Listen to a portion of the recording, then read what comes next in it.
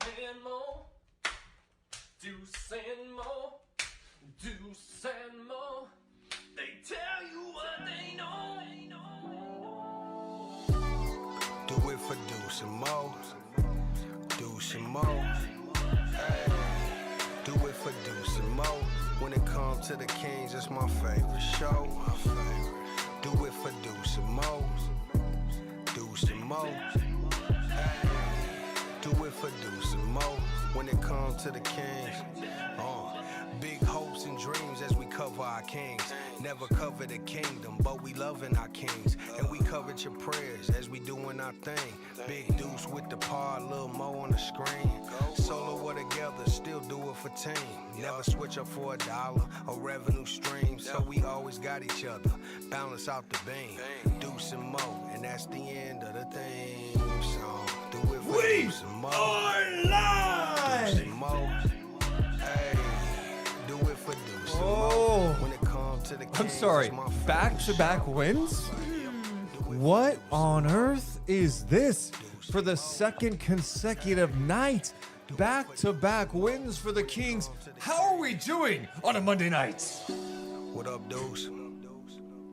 Hey, Morgan. Hello, hi. I'm rooting for y'all. Oh. How about those 10 and 30 Kings? Let's go, Kings. Say it again for the people in the back. 10 and 30! Give me a hell yeah. Oh, appreciate you guys being live with us on a Monday night. You basketball sickos. You're sick. Kings get it done. Good luck predicting things this season. It's crazy. Kings have won back-to-back games twice this season. Those games, Minnesota, Denver, and then, of course, Houston and the Lakers. Mm-hmm. That totally makes sense, you know? 0 cents made. But I mean, that's what's fun about the NBA. Let's save it. Yeah, we're going to talk about on the podcast tonight. A lot to go over on the pod because we'll talk about the good from tonight's game. We'll talk about little trade rumors and a next game. Very interesting. Drama. With the New York Knicks. Mike Brown in the house coming up on Wednesday nights. I guess we can just start the podcast, right? In 3, 2, 1. Hit Mike. Yeah. We get 5 on back-to-back nights! Yeah! Oh! Did you forget that Malik Monk was a good player? Malik Monk tonight, knocking down 7 of 9 from downtown against his former team and clapping that Lakers ass! Oh, and how about the other guy from Southern California? Oh yeah. DeMar DeRozan. Oh yeah. Let me tell you something about Tebow. Yeah, tell us. He may be an old man by NBA standards, but let me tell you, that old man can get buckets with the best of them. The guy red hot, didn't matter who was on him. He dropped 32 points!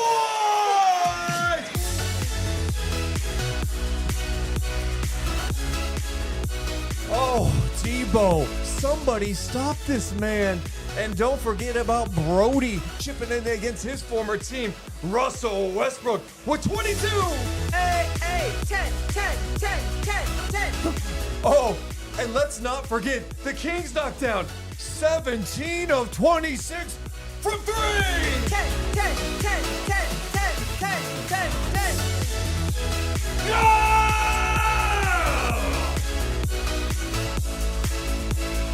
10, 10, 10, 10, 10, 10, 10, 10, 10, 10, 10, 10, 10.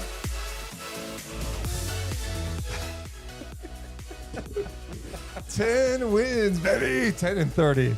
Mm-hmm. What you gonna do about that? Hey, you know, I didn't think I was going to have to do this. What? Might have to order some new fog. Holy shit! How about that? That's how you start a show. That's how you win some games. You know, some Lakers fans are checking out our podcast Oh. and going, these clowns are that happy? Those small market losers. So happy beating the Lakers. I don't care. I don't care. Look, we got the What are lights you off behind. Hold on, doing? let's really make sure this is good before we start the podcast. First light. Ding. Okay. But Okay. the most important light is something that has not been on very much this year. 10th time this season. The band. Hey! Let's start the podcast. Deuce and Mo, come down. 3, 2, 1. Hit my music. Deuce and Mo. Deuce and Mo. Deuce and Mo. They tell you what they know. Deuce and Mo.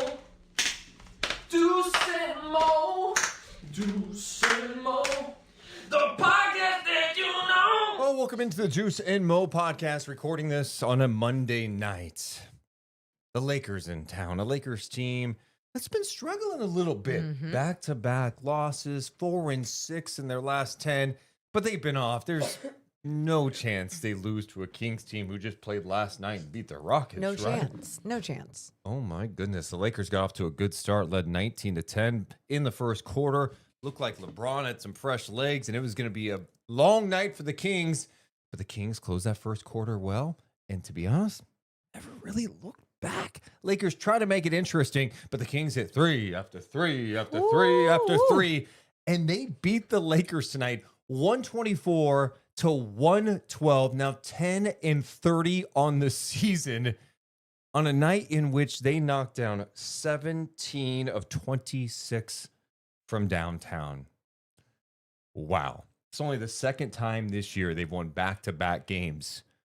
It happened earlier this year when they beat Denver and Minnesota. And now, fast forward like a month and a half later, against Houston and the Lakers. Gotta love basketball. This podcast presented by our friends here at Centivo Vineyards and Winery. I'm Juice Mason. That's Morgan Reagan. How you doing, Mo? I'm fantastic. You know, I know it's you don't want the Kings to win too many games, but it's like you guys, they've only won 10, right? But when it's against the Lakers, it's just that much sweeter. Like I don't even care. I don't care if they won one game all season.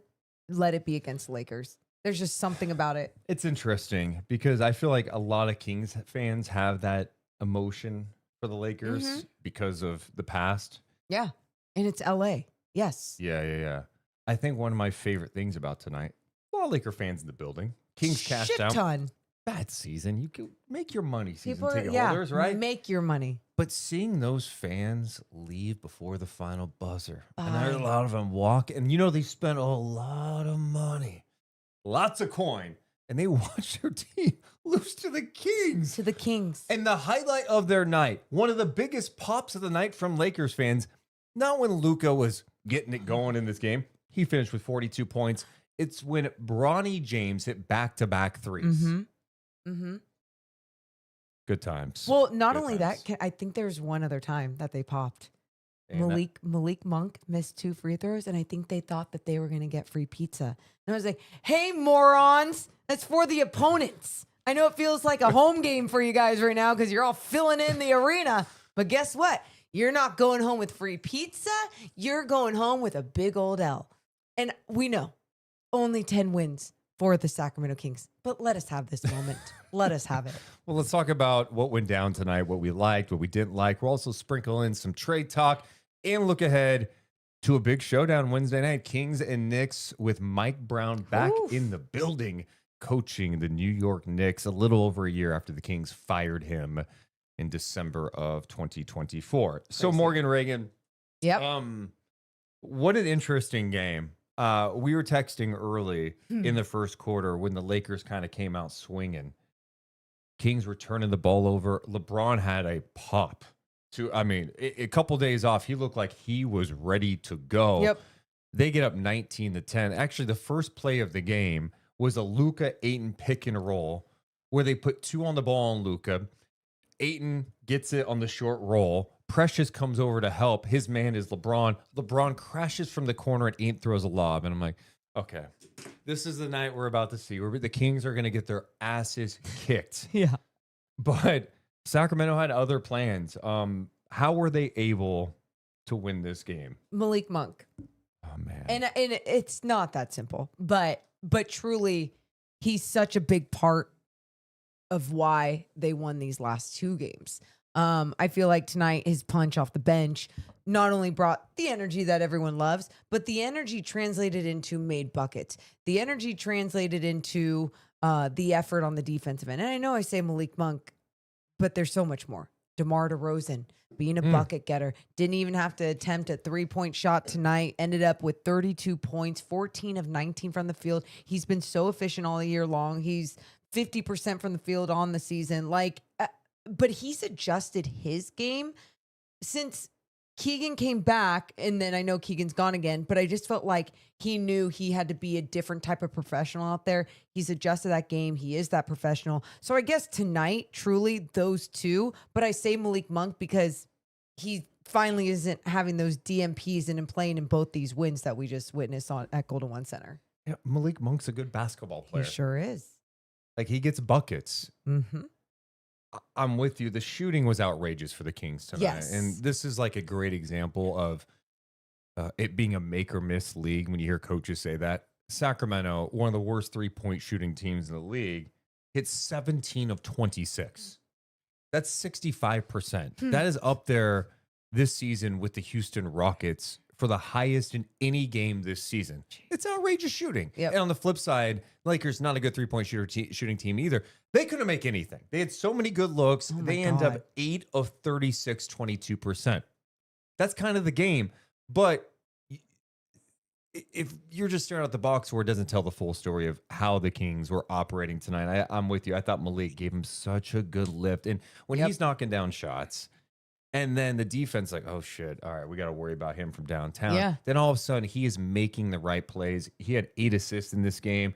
He plays with great pace. I feel like one of the big differences the last couple of games from Sacramento's standpoint, they have been playing a little faster. Yep. The ball has been moving a little better. They're making the extra pass. And obviously, knocking down shots helps. But it also helps when you're playing one of your better 3-point shooters when you're a bad 3-point shooting team. It just makes all of the difference. Yeah. Even if he was chucking up threes and missing them, it's still like obviously it makes a bigger difference when he's making them, but it still makes a difference when he's a threat from the outside. And those shots are being attempted by a 3-point shooter and not just by Russell Westbrook, who hasn't been a great 3-point shooter throughout his career. But of course, okay, stop it.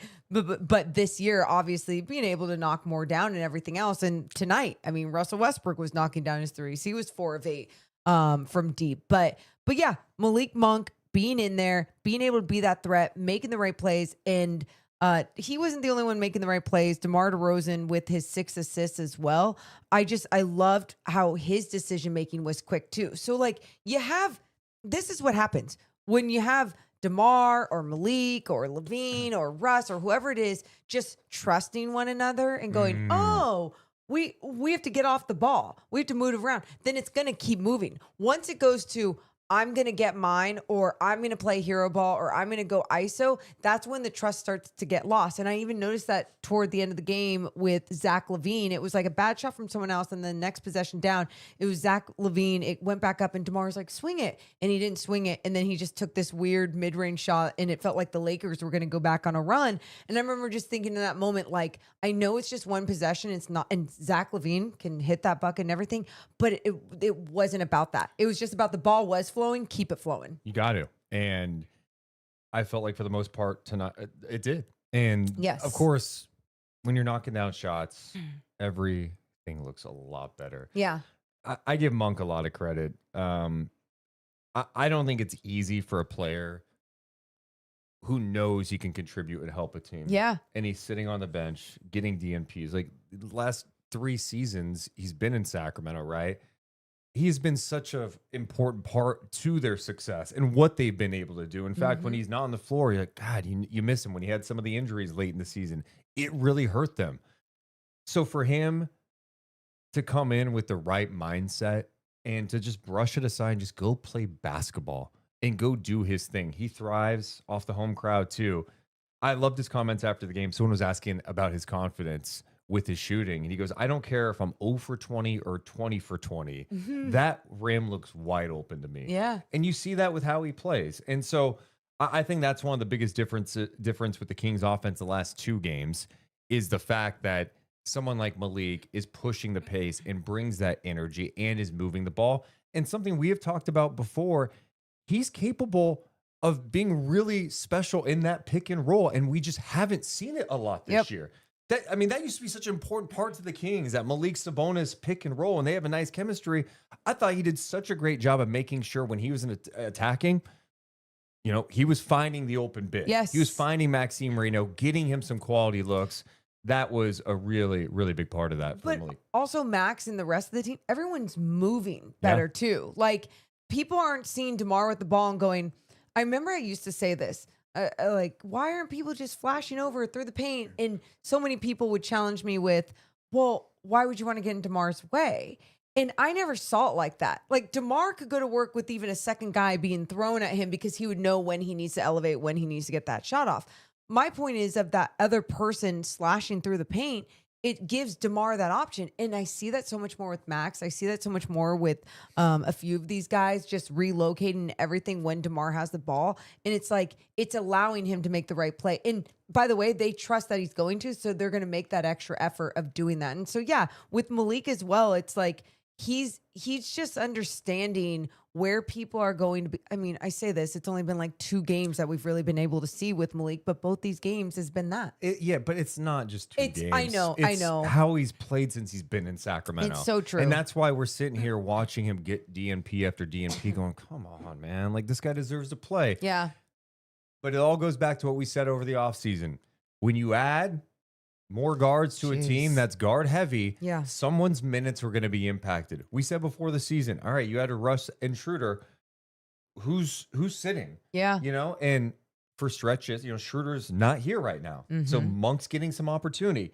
Keon gets some minutes, but he's not playing a ton. He played 12 minutes tonight. I know. Right? I know. Of course, Devin Carter's not even in the picture at this point. At the end of the game, Levine was out of this game. Again. Because the Kings played Monk, and they went bigger and had Precious in there too. Yep. So there were just... It's just not a lot of obstacles in the way. Yep. And not the the right reality is, roster. I think you just needed to add 1 point guard, and Malik could have handled the rest, in my opinion, because that's what we've seen. Well, no shit. Yeah, obviously, I know. looking at it now. But also, I need to say this too, because I saw someone say the Katie and Deuce podcast. I just need to let people know, these players think that they're talking to Katie because there's times that they just put on the headset and they're talking to Mark and Katie or Kyle and Katie. And sometimes it's me and Deuce. They don't really know who they're talking to at times, but they're around Katie. And so Malik was like, yeah, Katie. And Zach has said that before too. And I'm just like, it's not. Well, they don't know. I mean, well, that's my point. They don't have a monitor in front of them. Yeah, they're them. putting on the headset, and that's who they think they're talking to. So yes, just for everyone that saw that, just so they know. Glad you cleared that one up. Well, I saw someone making a joke about it. It was like the Katie and Deuce podcast, and I was just like, all right, yeah, I gotta break that one up. Talk about Malik. You hit on Debo a little bit. Yeah, these are 2 guys that have been talked a lot about with trades. I mean, I guess 90% of the Kings roster has been talked about with trades. Watching DeMar DeRozan, he's playing some great basketball this year. And his ability to get buckets is unbelievable. It doesn't matter who's on him. And he was finding the mismatches tonight. I know. He was going at guys. Luka, Gabe Vincent. He had that one in the 4th over LeBron backing him down. He just gets to his spots. And I think one of the biggest differences we talk about with Sacramento when it comes to DeMar DeRozan is he doing this with pace? And he is. He's making quick decisions. When the Lakers started throwing doubles his way, he was getting off the ball. Got a little scary at times. Yeah. I think that lineup that had, like, Russ was out there and Cardwell was out there late, and they were throwing, blitzes. And I think there was a late shot clock situation where Cardwell had a fadeaway jumper clank. And it's like, oh no, this is not good. And then you make some tweaks to get some more shooting and spacing around. It looks a little better. But the point being, DeMar DeRozan's efficiency this year is through the roof. And I don't know how a team that is looking for a trade to give them some sort of lift doesn't look that way. And I know it's not an easy deal, right? He makes, $25 million next year. It's $10 million's guaranteed, but the rest of the money is guaranteed by like January of next year. Okay. So it could be, $25 million next year too. But you just see his ability to score the basketball. He's such a professional. He's a great teammate.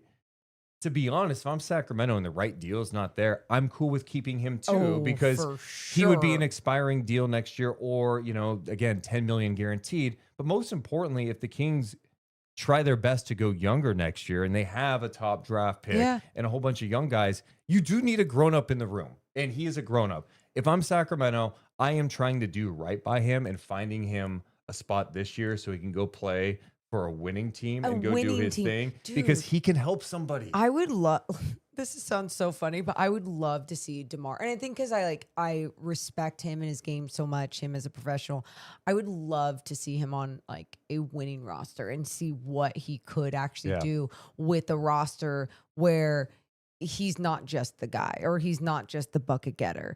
I think it could be really fun basketball. And I think that's, like, let's be real. Like, that's where this Kings team is going. It's not like they're going to try and trap DeMar DeRozan and say, no, we want you here forever and you have the ball in your hands and you decide. But I will say this. I do like when the Kings play through DeMar DeRozan throughout the game, late in games, because of his decision making and because, again, I keep going back to saying it's professionalism, but it's just him truly like understanding the moment. Like, that's hard to shift from, I got to be the hero, everyone jump on my back, let's go, I know we can get us a bucket. But it's not just about getting a bucket. Sure, it is about scoring, but it's about making sure that that you stay in the flow of the game. And to stay in the flow of the game is when everyone is still touching the basketball, even if it gets back to you, right? Like, having that trust with one another just makes so much more fun basketball.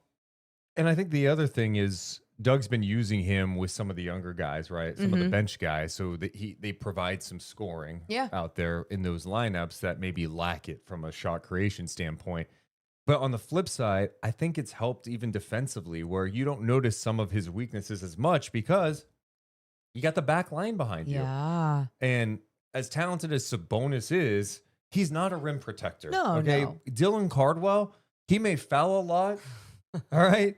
But you're going to feel him, His right? presence He's is going to felt. foul somebody hard. He's going to try to block shots. He's going to be vertical at the rim. His presence does alter some things. After the game, Dylan Cardwell was talking about playing against LeBron, and he's like, I had that block on LeBron. I'm going to take that picture, and I'm going to frame it, and then one day I get to say, yeah, kids, that was me against LeBron James, and that was my block on LeBron James. Like, he had a whole story just written out of playing against LeBron James, and I mean, not only do I just love his joy, but it's so true. His ability to stand in front of LeBron James and not give a shit if it's LeBron or not. I want to play that clip. I saw someone on social media, Securing the Bagley, shared that clip from the TV side tonight. And that was on with you and Kyle on pre and post game tonight. All the way throughout my friggin' childhood, I always with the arm sleeve and the headbands, and I was too poor to afford LeBrons. But if I could afford LeBrons when I was a kid, I would have wore LeBrons too. But LeBron's my favorite player my whole life, and it was nice out there. Finally, I got a block on LeBron, and so that's something I tell my kids. I dunked the ball when he was in the area, and so I'm gonna frame it and say, hey kids, Pop's got, what I'm saying, Pop's dunked on LeBron. That's my GOAT growing up. No offense, Michael Jordan, but it was real fun. And I'm real excited to have the opportunity, and it's a blessing to go out here and play, like I said, my dream job every single day. And Dylan, last one for you, as we're seeing a replay of you with that block on LeBron James. You, each and every game, seem like you are just growing. Like, you're just taking whatever it is from the last game, taking it to the next game. What is it? What is it that you're putting into each game that you feel like that's making you better and better? Well, I want to learn. I want to get better. I want to play in the NBA for a long time, and the only way you can do that is by humbling yourself and being a student of the game. And I just try to learn as much as I possibly can, and the best way to do that is through experience. And so, you got guys with 23 years of experience from the court across from me, guys that played in the Olympics, guys that are 20-time All-Stars. And so just getting thrown into the fire has been fun. To keep in mind, this is my 12th NBA game that I've played in, and so I'm just excited just to see where I can continue to improve. Dude. Smiling from ear to ear while talking. How do you not like that guy? I know. You guys. Like, dude, he's just fun. In a season where it's been really bad, that's some fun. What he said at the end, he goes, I played 12 NBA games. Yeah. No, you see how much, you just see how much fun they have when they're lighting the beam together, all the rookies. That's been one of the sneaky elements that I like, right? Because I'm sure there's some grumpiness with the vets. Dude, yeah. You especially some of the guys who have won a lot, you're like, okay, this is ridiculous. We were a bad team. Get me out of here. But when they win, is seeing those rookies, Max, Neek, Dylan, and then Precious comes over too, and they're all about like lighting the beam. They're all excited for it. And they should be. And they should be happy about a win, and they should be happy about it because at the end of the day, like their newness, all of those guys, their newness to the squad, they don't have the connection, the roots of like, oh, it's championship or bust, and this is what we need to do. It's like, no. They're just trying to grow and learn together this year on whatever this year is going to be. They know it's not going to be a year that they're trying to make the playoffs and all these things. So how can you still make sure you're having fun while playing basketball, getting wins, one, but bringing that joy wherever you go? Let's give him a hell yeah. Give me a hell yeah. I put a poll question up. Shout out to the basketball sickos, all the Sacramento sickos out there for being in the chat tonight. If you have not done it yet, hit the thumbs up and subscribe. We are closing in. I think the last time I looked, we are 60 subs away from 22,000 subs. Let's We're trying to get there, go. hopefully in the next week or so. The poll question, though, who was the player of the game? Was it DeMar DeRozan, Malik Monk, or Russell Westbrook tonight? The vote so far, 77% of the voters say Malik Monk. Hey, I mean, how could it not be? I get why DeMar would be right there, but it's like Malik, it's the shiny new old toy that we just haven't seen much of lately. Yeah. Shiny new old toy. Well, because he's old. And Like you forgot about it. It's just like buried in the bag. Yeah, Oh and then my you God. shine it up and you're like, oh Yeah. shit, you're amazing. Yeah. That's what kids do with toys, right? They see it. Oh shit, you're amazing. Let me shine you up and play with you. Yeah. Did you do that as a kid? I mean, sometimes when I would find a good toy in the garage when I was like probably like 7, right? Is that when we still use our imagination and like? I'm sorry. Do you still use your imagination at 7? I use it today. No, I'm saying with toys where you full blown have like storylines and everything, and like you have fights, you have families. Is there a you have. timeline? I mean, you just gotta. But I don't know. Like, Were you playing with toys at 15? No. Okay, well that's my point. So yeah, 10, sometimes- 11, 12? Yeah. But I guess when I would go, find something else in the garage, and it was just like, oh, that toy that you kind of forgot about, and you're like, how great it is for this storyline, for the Ninja Turtle or something you would find with the Barbies. It's Funny. yep, Funny fun. stuff. Thank you. What was I gonna say? Oh, sorry. Yeah. Malik is not the player of the game, unfortunately. What a dick! Why Our not? butcher and barrel players of the game. I'm sorry, I couldn't just give it to one guy tonight. Good job, Malik Monk, 26 points and 8 assists. He was fantastic. The 3-point shooting, the playmaking, the energy. Love it. His confidence through the roof. And then the next guy, DeMar DeRozan, 32 points and 6 assists tonight. DeMar was spectacular. 14 of 19 shooting. He did not take a 3 in this game. Ends up with 32 points. Our butcher and barrel players of the game. Hey, and make sure you check out Butcher and Barrel. It's right across the street from Golden One Center. You see a lot of Kings fans there before games.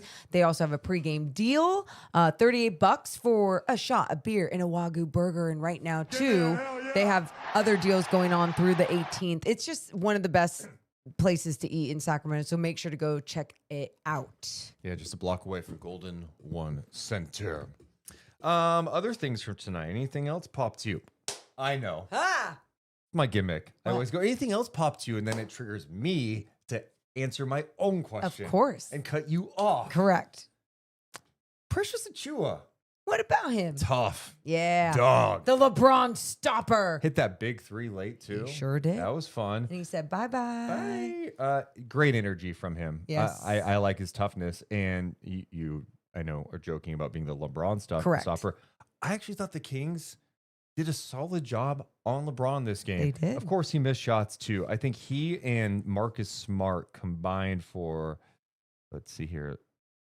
Oh, wait, no. LeBron and Jake LaRavia combined 0 for 10 from 3. Oh, Yikes. that is yikes. If you combine Smart in there too, who also got the start, those 3 players 0 for 13 from downtown in this game. Wow. One of the things that surprised me tonight, the Kings obviously were sloppy early. The Lakers were making them pay. Mm-hmm.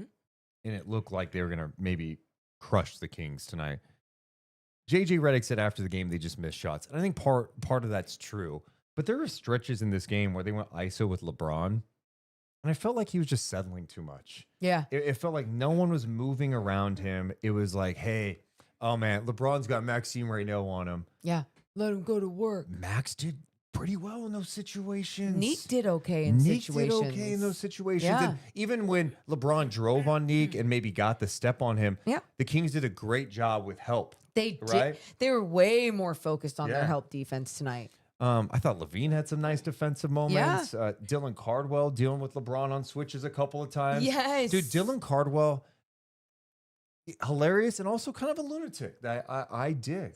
Why? Because of the smiling against Alfred Last Şengün night, I'm last watching night? that highlight after the podcast. He's on the perimeter defending Şengün with a smile on his face, and I'm pretty sure he did that again tonight when he was defending LeBron on the perimeter. Anyway, my point is, I felt like LeBron was settling a lot against those guys. He was like, oh, I got him ISO. Let me just take this jumper.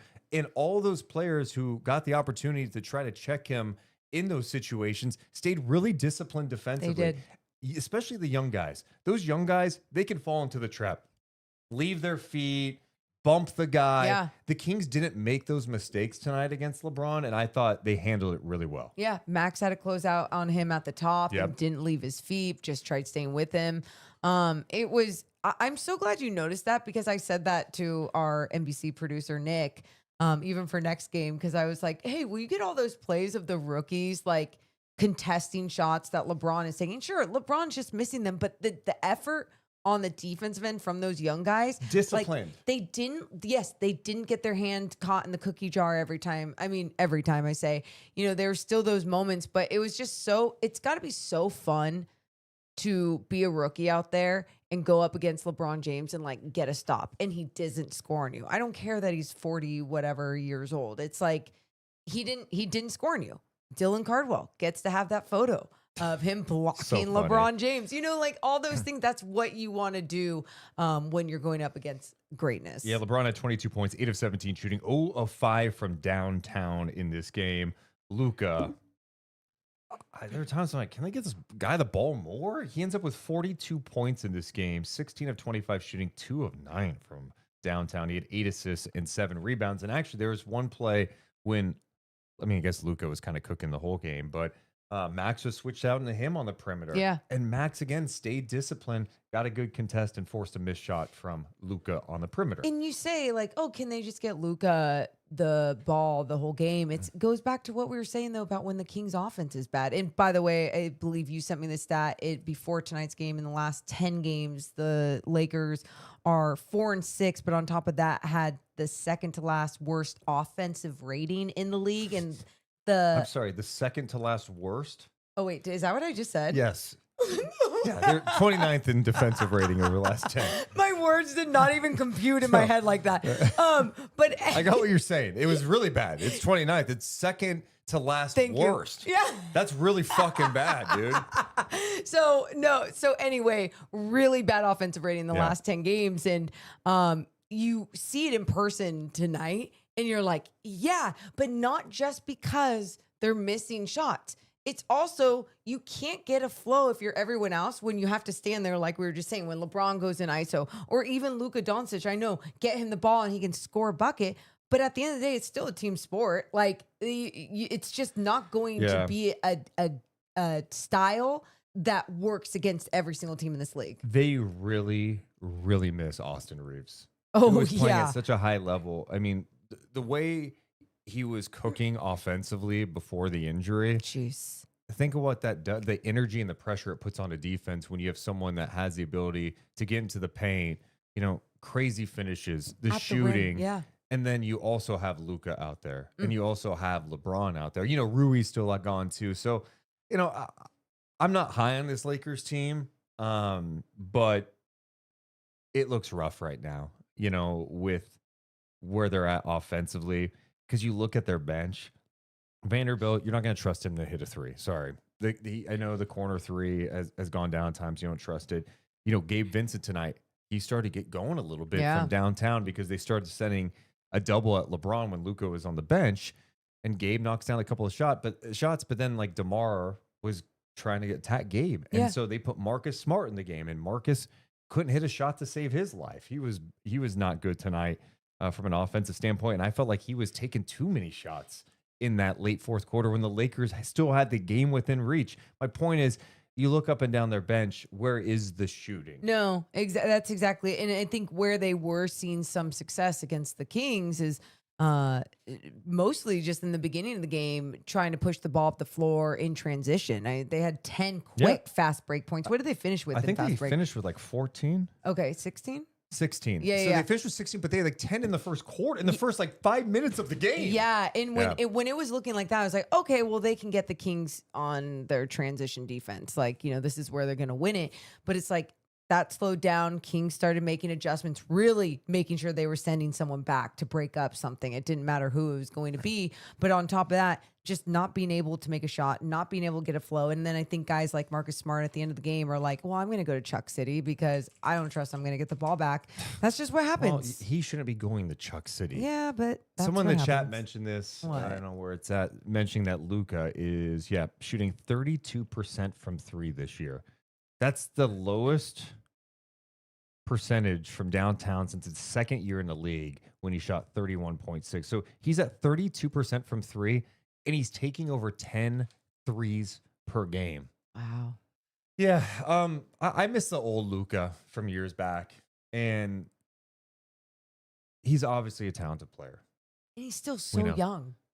But we say it, he's just not that guy that we saw pop in his first few years in the league. And you just look at the body, and that's what it is. Like, the explosion's not there. It's just like he's slow. He started He's not to just attacking like he was. rely on his size and being great at other things rather than like always working on something different with his game. And I could be wrong because I'm not behind the scenes working out with him and seeing what he's working on. But at the same time, and it's not about his body and his weight and any of that stuff. No, I'm so with you. It's about like plyometrics. It's about are you working on the explosiveness to get to the basket because you still have the size? Are you working on your footwork and that quickness still? Or are you just relying on what you've had in your nice spins and being able to create your space and be great in that way, but just not take it to another level?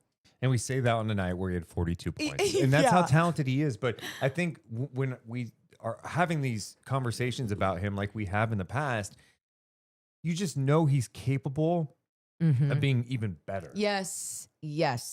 And it's not even just say it's, it. Yeah. And not because he was doing it a couple years ago. It's because of his age. It's because you see him get the freedom, obviously, with every single team he's on. But sometimes maybe he needs the correct coaching too. Not saying JJ isn't doing that for him, but I'm talking about like the behind the scenes again, like how he's training, how he's being coached when he is supposed to be playing as a team. Like, he makes fantastic passes, right? Where he can cross court, over the head, whatever, has fantastic vision.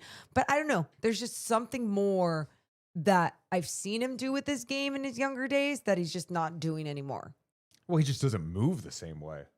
And- He was and- lighter. And I know, of course, hey, you're not going to move the same when you're like 19. But then you watch, how about the guy on your team, the 41-year-old There on you your go. on your team, LeBron James? Yeah. He moves all right. Okay. Yeah. Okay. Anything else from this game? No, I'm making sure. We got that. Yeah, no. Good win. I mean, this just shooting was outrageous tonight. I Yeah. think that's what it comes down to. You hit 58% of your shots from the field, 65% from downtown in this game. Yeah. It's crazy. Absolutely insane. We got more of the podcast coming up. We got to talk about some trade stuff and look ahead to the Kings' next game against Mike Brown and the New York Knicks. But shout out to our friends over at Sentivo Vineyards and Winery. Love Morgan. them. Love their wine. They're Kings fans. Okay. So they're probably loving life the last couple of days, but they have one of the best tasting rooms. It's in Sassoon Valley, which is right in the Fairfield area. And it's beautiful. It's amazing. I always go there, grab some bottles, but you can also go to sentivovineyards.com, grab some bottles there. Trust me, if you love wine, make sure to check it out. It's local. They're fantastic. You will love it. Also presented tonight by our friends over at Medic Ambulance. Woo, woo. we've teamed up with Medic Ambulance, the trusted name in emergency medical services across Northern California. From life-saving responses to being the team behind the scenes at your favorite events, Medic is here to serve. Learn more at medicambulance.net. What's the moment of tonight's game? Presented by J Street Dental. Could it be like Malik Monk's 7-3? I mean, it has to be. Monk 7 of 9 from 3. Oh my God. That was so fun. There is funny. I got this on my phone. I was just trying to record any reaction that Dylan Cardwell would have, just because I was like, this guy always does. Kings go in a fast break. Ball goes up the floor to Zach LaVine. He makes a layup. Lakers call timeout. But before the Lakers even call timeout, Dylan Cardwell is just doing this to the crowd, like just proud of his teammates for having a good play. It's not like he's not only doing this when he makes a nice play or does something great, he does this for his teammates too. And it's just like I said, it's just pure joy. It's so fun to watch. Let's go. Great moments. I'm going to add Debo on there too with 33 points. He just looked unguardable. He just couldn't be stopped. So fun to see. And that one doesn't get sped up, just plays his game at his pace and gets you buckets. Our multiple J Street Dental moments of the game, enriching lives and enhancing smiles. Head to jstreetdentalgroup.com. You can also check out their sister office, Sacramento River Dental, if you want smiles like these. Cheese. All right, Morgan Reagan. I love that we don't have to pick out an old moment, too. I know. Yay! Don't get too used to it. I know. Knicks are coming to town, coming up on Wednesday nights. Better order your fog. I got to order more fog, honestly. I keep worrying that there's not a lot in there, and then it's going to like spark off a fire if I turn it on or something. Jesus. But, sometimes you gamble a little bit, Do you? Yeah. Like, why would you? Why wouldn't you just order more fog? Life's too short, huh? Okay. Hey. Rumor time. Do you have another rumor song? Someone said they were disappointed we didn't mention Fleetwood Mac rumors. Yeah. What is it? Rumors are so fun. Rumors are for everyone because we love the rumors, so do you. I wish I could have played it.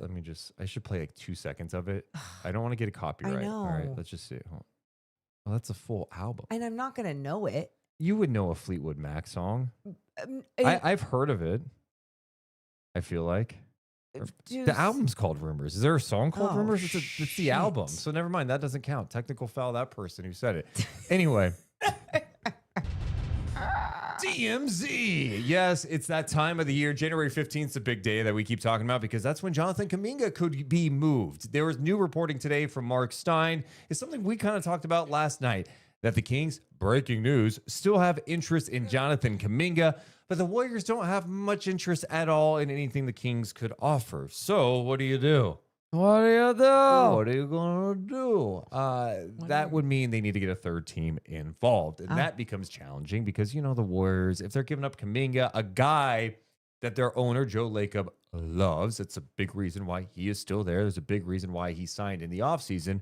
And that's a big reason he hasn't been traded the last couple of years is Joe Lacob. So if Lacob is giving him up, especially to the team in Sacramento, he wants it to be probably a bigger deal where they go net someone like Michael Porter Jr. or Trey Murphy, someone like that. But they also don't want to give up picks in the future. My whole point is it could still be really complicated to get a deal done with the Golden State Warriors, especially when you start adding other teams who are going to want things back. Yeah.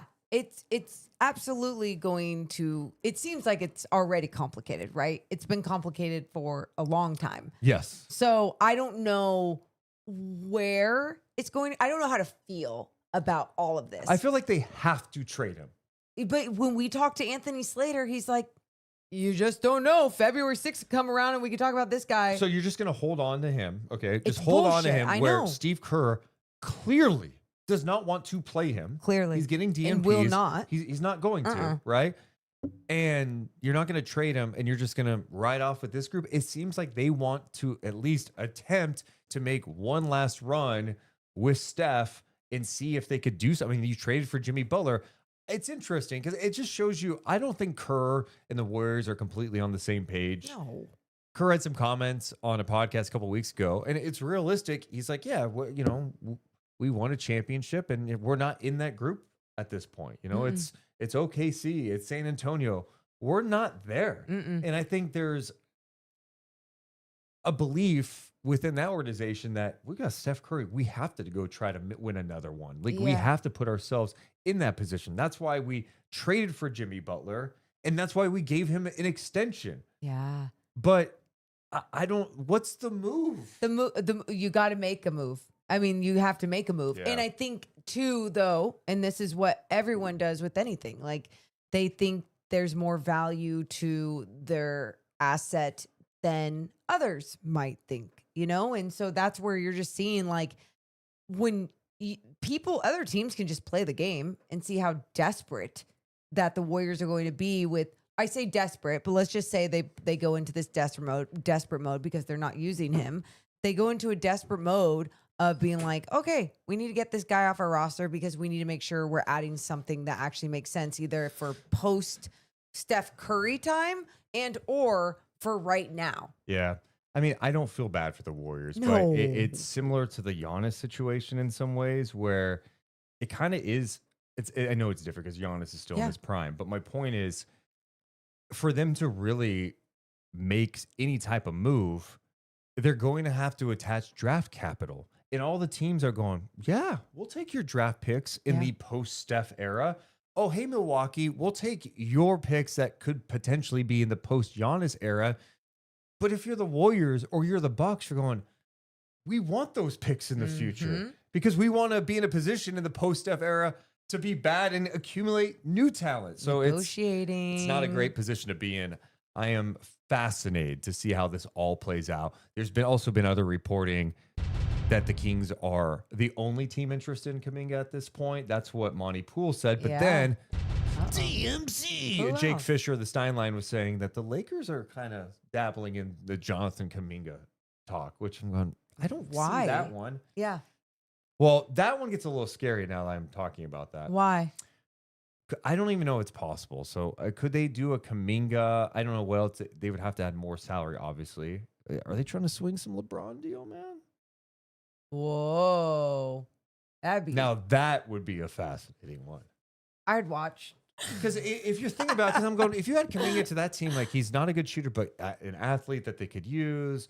Okay, I don't know. And he's young. If you're looking at the post, maybe they could work something out. Wait, but you're saying LeBron to the Warriors. That's okay. Good. I thought that's where I'm more and interested. Just go. In you know what? Screw it. We're gonna mess up all of our depth. We'll go LeBron, Steph. Dude, but you can't do Jimmy. That's so weird. It's I'm so just making weird, stuff and that's up why now. that's why I would want to watch. I'd kind of want to watch it for the chaos, not for like, oh, this is going to be beautiful basketball. I think it would be very chaotic, which could actually be really fun to watch. But it's so tough for these teams in these positions to just rip the Band-Aid off, right? Like with Giannis. Trade before you're super desperate, before he's forcing his way out. Trade while it's high. But what's tough is the Bucks have done that. Like they've made the moves, right? Remember years ago when they traded for Drew Holiday, like they made it and they won a championship. And then they were like, all right, we want to go trade for Dame. He needs more help. And then Dame gets hurt. It just hasn't That's why worked. I said trade Giannis. I understand, but it's sometimes we make it sound way simpler than it is. It's not easy. If you're the owner of the Bucks, but that's what I'm saying. But then you say that. That's my whole point. Yeah. Is like ripping the Band-Aid off with both these organizations because that's not ripping a Band-Aid off. That's like ripping off. The reason why it is though is because we keep talking about like you're putting yourself in this position, but then you're putting yourself in this position. It's like, well, then you're just in a no position. You know what? Trading Giannis is not ripping a Band-Aid off. It's me coming up to your lashes right now and just ripping off your lashes. Sure. I mean, it's not fun. That hurts a lot. I'm not acting like it's easy. Imagine the pain. I don't think it would hurt that bad. If ripping a Band-Aid off, like, oh, whatever, it kind of hurts for a second. No, ripping off your lashes like a medical grade Band-Aid that's going to rip half of your skin off too because it's been on your skin for 7 days. And so it's really stuck and soaked into your skin. That type of Band-Aid. Yeah, but you just rip it off. It's going to hurt. It's going to hurt more than those. Is it showing bone? You're going to, like, skin layers are coming off. Okay. Like, it's bad. I think it's worse than that. So either way, who gives a shit about this Band-Aid? My point is, I'm not acting like it's easy, but it's a business and there's lots of money involved. And if you want the future of your organization or if you want the organization for right then, right now, to have its success. It's like, it's just, what are you willing to gamble for, you know? What the Warriors do? Well, Crazy. that's why no, you don't do the LeBron thing because that is so stupid for your post Steph Curry era. Yeah, I don't even think it's possible. I don't even know. But if I'd that'd be watch. possible. We're just spitballing here. Yeah. I think I need to brush up so hardcore on the new CBA in terms of like all the aprons and who's where. I need people to just tell me. I need Bobby Marks to just tell me. Like that is I do not do a good job. That's your life. Bobby Marks, ChatGPT. Tell me, Chatty, what's this mean? I didn't think about going to Chatty for it. Do you think Chatty has it down? No, probably not. It's that confusing. Honestly, the new CBA and the aprons are that confusing that ChatGPT is like, I don't. It explodes. Hey, I don't really fucking know. Yeah. Do you want an image of something instead? Do you want an image? All right, next up on TMZ. There's been more talk that the Raptors are trying to get Domantas Sabonis. The Raptors going for a potential win now mode trade. They've also been linked to Ja Morant. They're kind of linked to a lot of people at this point. Yeah. But it doesn't sound like the Kings would want to add any bad salaries. That's been the stance from Scott Perry, is they want to get younger. They don't want to mess up their cap long term, and they want to keep their draft picks. If anything, they want to be adding draft picks to the table. The Raptors present an interesting case. We had talked about this the other day, like Pirtle's contract, Quickly's contract, not great. Now, did we talk about that off the podcast? No, I think it was on the podcast. Okay. But that's what happens when you spend so much time talking about this shit. Now, you wouldn't want to take both, but if they could provide something like Quickly, some salary filler that's not bad, and a first-round pick in this year's draft, does that become a little more appealing for you? 100%. Even though I did seen Quickly's contract. Yeah, $32 million the next few years. For like 7 years. The next few years.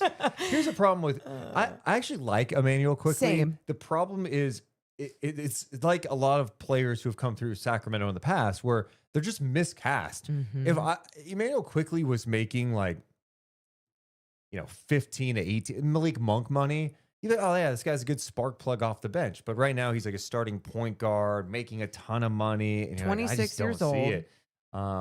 That's the challenge. But if you're the Kings and you're going to be bad in the next couple of years, you get off Sabonis's money and you get a pick out of it. I don't feel like it's enough for me. That's kind of my first thing. I'm like, if I'm taking that deal back, I think you're going to have to give me a first round pick and probably a second round pick. So many injuries over the last couple of years too. Here's how I view the trade deadline. I don't really care about what I'm getting back. Like, I'm not thinking that the Kings are going to win any deal they're making. Okay. From getting a player back. The win is going to become with getting off a contract, opportunity it creates by moving said player, and any draft pick that they get back. That's the win. I'm not going, oh my God, the Kings go get this guy. I just don't know that it's going to make a big difference long term. This is going to be a process. Yeah, it is. And like that's what I think. I just want to see the process starting, and seeing a 26-year-old with that type of contract, I'm cool with. It's not like it's another, I know, but I'm saying I'm cool with if you had to go in this direction and you get draft capital. So it's just. Side note about Sabonis. What? Oh yeah. He was on the floor before the game today. And I know going to Kings practice over the last week or so, he's been on the court just getting shots up. This was like the first time I remember seeing him out on the court before a game in some time. Yeah. Oh no, it was the first. Yeah. It was definitely the first. And it was just like, to me, it just means that he's getting closer and closer, which is also a good thing too, especially if he is a name that we're seeing in these rumors and teams are like, well, we want to see him. Is he actually healthy? Like, we're trying to make something happen now in the East, if it is the Raptors or whoever else. So yeah, I'm glad that he's on his way back.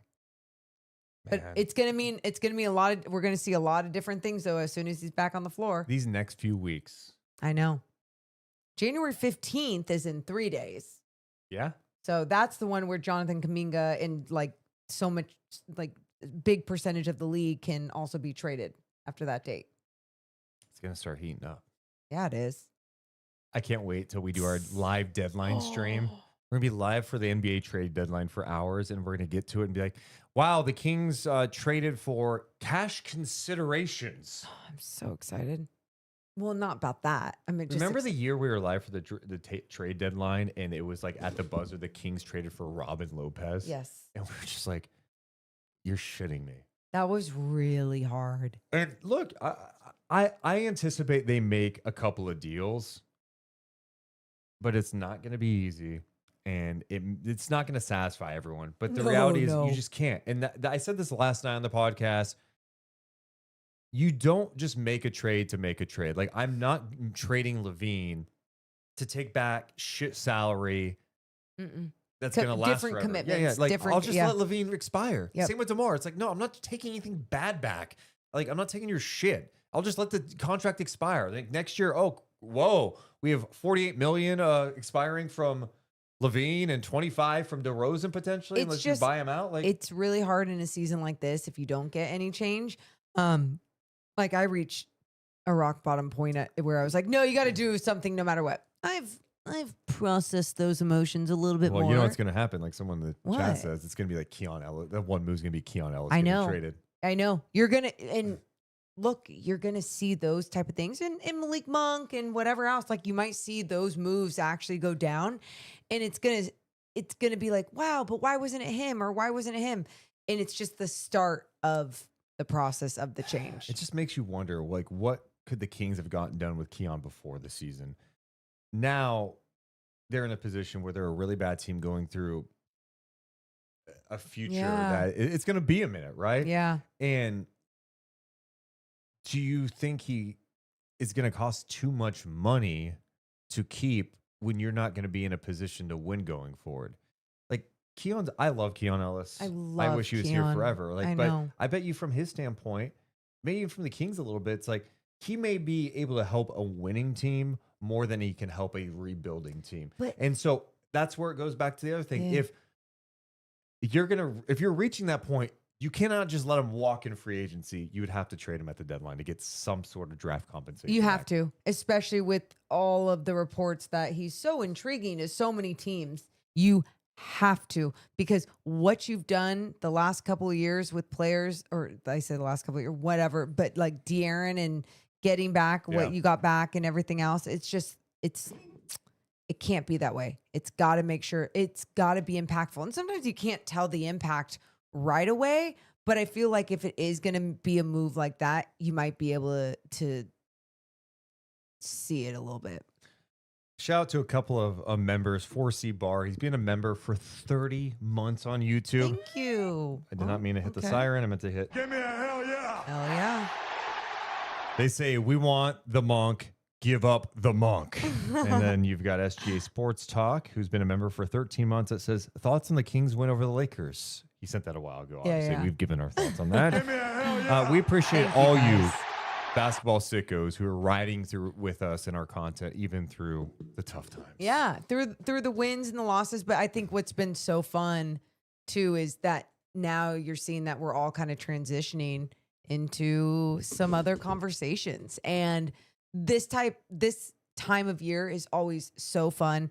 I always have to mention too, like, when we're talking about these things, we understand and always need to humanize to the situation for a lot of these people, families, all the different things that goes on for these people. Yeah. But as basketball fans, as sports fans, change is fun when you are down at the bottom. Yeah, and it's nothing personal. Oh, it's God, just no, the reality no. of where the Kings are at. Yep. Like, moves are going to happen. There's been enough reports that have shown all these guys are rumors. In the chat, Ricky says Monk can be a good addition to a championship team. You know, I know, I think Ham said this, but yeah, the Malik to Minnesota would make a lot of sense for them. I know. It would. A nice little extra punch that they need. Yeah. It would be, I mean, but even that. And less risky than a Ja Morant. I mean, one, Malik can shoot the ball from the perimeter. He's a great athlete. He could take some pressure at times off. I mean, obviously, Ja Morant from just an accolade stand. Ja Morant's a really talented player, obviously. Yes. But he hasn't played well the last couple of years. I'm just saying, cost effective. The contract's not like terrible, but similar issues that I think present itself is like we're talking about a price tag for an undersized guard, a smaller guard Sure. in this league, and teams don't love paying a lot of money for that anymore. No. And John Morant also would have to shift his entire mentality of not being the guy. Yeah. And where like Malik, that's why we're just saying it's like Malik Monk is probably an easier fit from that standpoint too, where it's just like, all right, there's not much of a shift there. He knows his role with so many different teams. Chino in the chat says, why can't we just keep Malik as a vet? Like, I have no problem keeping Malik, but I think you're also at the point where it's... You're seeing the DMPs. Yeah. There's that, something. Who knows? Maybe they move Schroeder instead. I don't know. I mean, it's going to be really fascinating to see, like I keep saying. So we'll find out together. Hey, next up for the Kings, a day off, and then they play Mike Brown and the New York Knicks. Another tough game for the Sacramento Kings. A couple of questions for you. What's your questions? What type of reception do you think Mike Brown will get from Kings fans? He'll get lots of love. He'll get lots of love, and he deserves the love. I think it's going to be outrageously loud for Mike Brown. Maybe. And by the way, I mean, this guy helped get this team back to the playoffs. It was a really fun time. No matter what happened with this team or with him and the organization and everything else, to just go in that direction and fire him. It's the fans loved Mike Brown, and that's what it's going to be. And I love that. But I'm also going to need people to boo. Like if he, gets angry and like it loses his shit. Like, I still want to make sure the Kings fans are being Kings fans. Mike Brown with Sacramento, his record was 107 and 88, a 549 winning percentage. Since he left, they are 37 and 55. Wow. I mean, I think we all look back at that and go, man, what if they just hung on to him? Oh, because you're going to go through adversity as a team. Do you believe in like his approach, blah, blah, blah. But now he's in a really good spot with the New York Knicks. He is. And you're always going to have those what ifs, whatever, but you moved on, you did what you did, and that's the end of the story. And you just wish in the sports world, I understand it's big business, but in sports, if you don't have patience with something that is like going to have its ups and downs, then yeah, you're not going to see a lot of winning. And so for Mike Brown too, to go to New York, have a lot of expectations there. They're good. I mean, they're a good team. High expectation. I mean, they have championship expectations. I know. James Dolan did an interview, a rare interview on the radio, WFAN, and he's like, yeah, like we expect to be in the finals. We expect to win. So yeah, there's obviously a lot of talent there, and they're coming off a win against the Blazers. The next question I have, I asked you about the reception. Okay. We both agree he'll get a great reception. Will Doug Christie and Mike Brown acknowledge each other after the game? No. Will a handshake, a wave, or nothing? Nothing. And that's how it should be.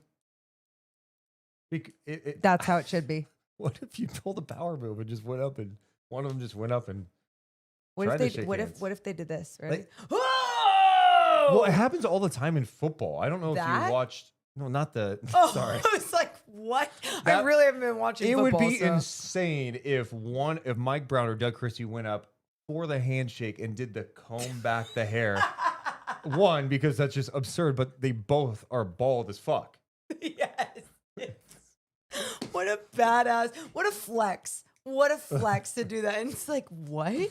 No. So anyway, that's not going to happen. So what? So no, you just, Okay. you leave it how it is. You don't need to. What did they say? No love lost. Sure. Is Yeah. that what they say? Who's they? I don't know. But They that's what say they it. say. That's what they say. All the bald coaches, they say it. No All right. love lost.